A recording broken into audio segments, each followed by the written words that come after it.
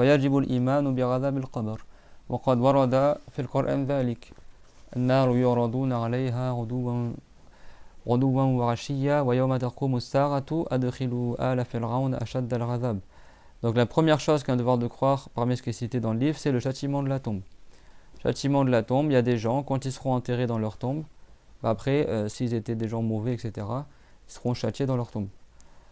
Et ce châtiment-là, qui est avant le châtiment de l'enfer, avant le châtiment de l'au-delà, c'est un châtiment qui est dans la période qu'on appelle al-Balzakh. Balzakh, marna ou bil-lugha al-arabiyya, al-hajiz, yani ma bayna al-maut wal-ba'th.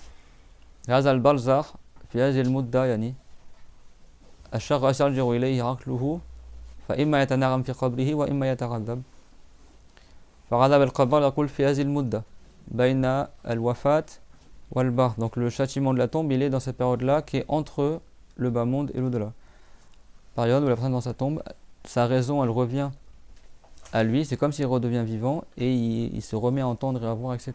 Sauf qu'il ne peut plus bouger, il ne peut pas sortir, etc. Donc si c'était un bon musulman qui était vertueux, eh ben, sa tombe elle sera agrandie, il sera comme dans un jardin, il sera heureux dans sa tombe. Et si c'était quelqu'un de mauvais, qui n'était pas croyant, ou alors un musulman qui faisait beaucoup de péchés et qui est mort sans se repentir, et ben par exemple, la tombe, il y a du feu dedans, il brûle dans sa tombe. Ou alors, la tombe, elle se resserre et ça s'écrase comme ça, ses côtes s'entrecroisent. Voilà, des serpents qui viennent le manger, etc. Des serpents horribles. Dieu, il a créé des sortes de serpents qui existent que dans la tombe, qui ne sont pas des serpents qu'on voit habituellement. Il y en a, ils ont plusieurs têtes, etc. Allah Ta'ala khalaqa anwar min al-baha'im, misl al-tharabin, masalan. لا توجد في الحياة على وجه الأرض إنما خلقها لتعذيب الكافرين مثلا. Et d'autres choses encore. Par exemple, le non-croyant, il verra dans sa tombe, il verra la place qu'il aura en enfer.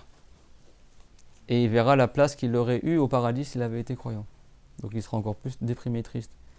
Et il y aura du souffle de l'enfer qui ira dans sa tombe et il sera déjà dans un grand châtiment. Et celui qui est croyant, et ben dans sa tombe, Dieu il fait sentir à la personne l'odeur du paradis. Il lui fait voir aussi sa place qu'il va avoir au paradis et la place qu'il aurait en enfer s'il n'avait pas été croyant. Et du coup, il est encore plus heureux d'être sauvé.